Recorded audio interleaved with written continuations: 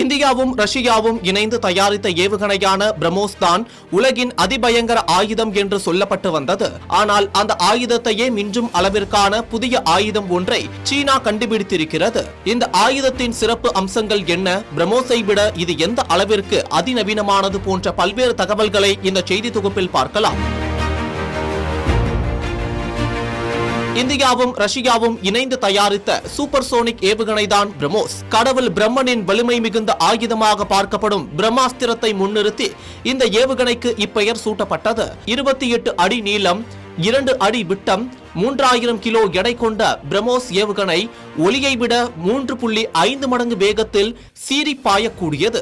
300 kilo வெடிகுண்டுகளை சுமந்து செல்லும் திறன் கொண்டது. இந்த ஏவுகணையின் வேகம், சீறி பாயும் தொலைவு தொடர்ந்து மேம்படுத்தப்பட்டு வருகிறது. தற்போது பிரம்மோஸ் ஏவுகணை 500 கிலோமீட்டர் வரையிலான இலக்குகளை துல்லியமாக தாக்கி அழிக்கிறது. 800 கிலோமீட்டர் தொலைவில் உள்ள இலக்கை தாக்கும் பிரம்மோஸ் ஏவுகணை வெற்றிகரமாக சோதனை செய்யப்பட்டது. இவ்வாறு பல்வேறு திறன்களை கொண்ட இந்தியாவின் பிரம்மோஸ் ஏவுகணையை முறியடிக்கும் வகையிலான புதிய ஆயுதத்தை சீனா கண்டுபிடித்துள்ளது. அதாவது சீனாவின் புதிய மற்றும் அதிநவீன YJ-20 ஹைப்பர்சோனிக் ஏவுகணை உலக பாதுகாப்பு துறையின் கவனத்தை ஈர்த்துள்ளது.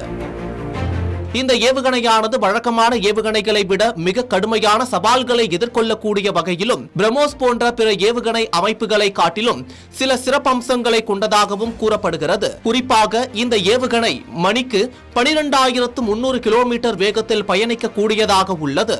இந்த அதீத வேகத்தின் காரணமாக எதிரிகளால் இதனை எளிதில் இடைமறித்து அழிக்க முடியாது. மேலும் இதன் துல்லியமான தாக்குதல் வரம்பு சுமார் 1500 கிலோமீட்டர்கள் வரை உள்ளதால் நீண்ட தூர இலக்குகளையும் துல்லியமாக தாக்க முடியும். YJ-20 ஏவுகணை பூஸ்ட் கிளைட் என்று தொழில்நுட்பத்தை அடிப்படையாக கொண்டிருப்பதால் இது வளிமண்டலத்திற்குள் நுழைந்த பிறகும் தனது திசையை மாற்றி சென்று இலக்கை தாக்கக்கூடிய ஆற்றலை கொண்டுள்ளது.